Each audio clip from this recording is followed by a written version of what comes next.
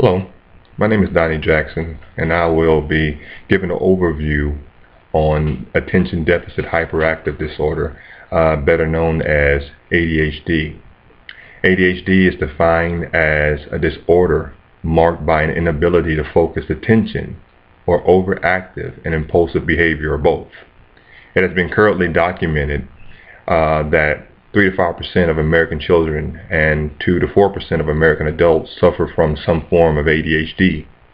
These numbers suggest that in classrooms with an average of 25 to 30 students, there would be at least one child that has ADHD, whether they have been diagnosed with this disorder or not.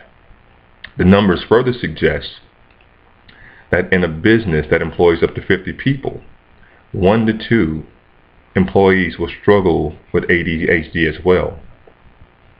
Now, ADHD,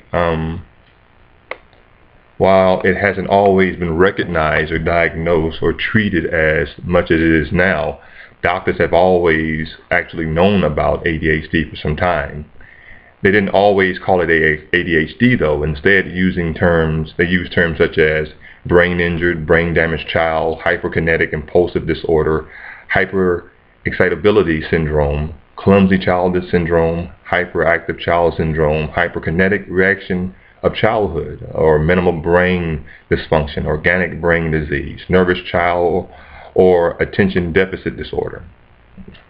Now, the history of ADHD goes back to 1902, where ADHD was first recognized as a disorder by a British doctor named Dr. Steele. He documented cases of impulsive behavior and gave the disorder its first name, which was defect of moral control. Despite this name, he believed that the disorder was a medical problem and not a spiritual defect. In 1922, ADHD symptoms were described and diagnosed as post-encephalitic behavior disorder. In 1937, stimulants were used to treat children who exhibited signs of ADHD. This was introduced by Dr. Charles Bradley. Ritalin came into the market in 1956, and it was used to treat children who were considered to be hyperactive. Now, throughout the 1960s, stimulants were increasingly used to treat hyperactive children. In the early part of the decade, the term minimal brain dysfunction was used to describe the disorder, but this was changed to hyperkinetic disorder of childhood in the latter part of the decade. Now, in the 1970s, more symptoms were recognized to go along with hyperactivity. Now, these included impulsiveness, lack of focus, daydreaming, and other lack of focus type symptoms, such as impulsiveness, as a category that was divided into 3 subtypes: verbal, cognitive, and motor impulsive. In 1980, the name attention deficit disorder was invented by the American Psychiatric Association. Now, also in 1987, the name was actually revised to attention deficit hyperactive disorder. Another drug that came about in 1996 was Adderall. It was developed and came into play and approved actually to treat ADHD. And also in 1998, the American Medical Association stated that ADHD was one of the most researched disorders, despite the fact its cause wasn't known. And there are some key diagnostic criteria here. Now, first of all, people with ADHD show a persistent pattern of inattention and hyperactivity, impulsivity that interferes with functioning or development. Now, the first one is inattention, and it is 6 or more symptoms of inattention for children up to 16 years of age, or 5 or more for adolescents 17 and older and adults. Now, the symptoms of inattention have been present for at least 6 months, and they are inappropriate for the developmental level.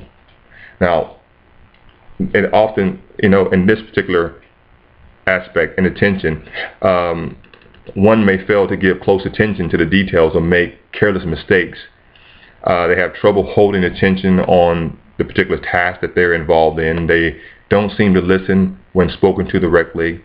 They do not follow through on instructions and fail to finish chores, homework, or just basic duties. They often have trouble organizing tasks and activities. They avoid or dislike or is reluctant to do tasks that require mental effort and overlook a period of time. They lose things necessary for a task and activity, such as their books, their keys, paperwork, eyeglasses, and are often easily distracted. Now they tend to be forgetful in many of their daily activities. Now, dealing with the hyperactivity and impulsivity, 6 or more symptoms of hyperactivity or impulsivity for children up to age 6 or 5 or more for adolescents 17 or older and adults. Now, the symptoms of hyperactivity or impulsivity have been present for at least 6 months to an extent that is disruptive or inappropriate for the person's developmental level, such as they often fidget with their hands or tap their hands and squirm in their seats. They often leave their seats in situations when remaining seated is expected. They often run about or climb in situations where it is not appropriate. They're unable to play or take part in leisure activities quietly. They often go on and acting as if they're being operated by a driven motor. They they talk excessively, and they blurt out answers before a question has been completed, and have trouble waiting his or her turn. They often interrupt or intrude on others. In addition, the following conditions also must be met. Now, several inattentive and hyperactive impulsive symptoms must be present before 12 years of age. Several symptoms are present in 2 or more settings, whether it be home, school, work, or any other social activity. And there is clear evidence that the symptoms interfere or reduce the quality of their social, school, or work functioning. Now, based on the types of symptoms, 3 kinds of presentations of ADHD can occur. There's a combined presentation, a predominantly attentive presentation, and a predominantly hyperactive impulsive presentation. Now, I've just given you a basic overview on ADHD, and I thank you for listening.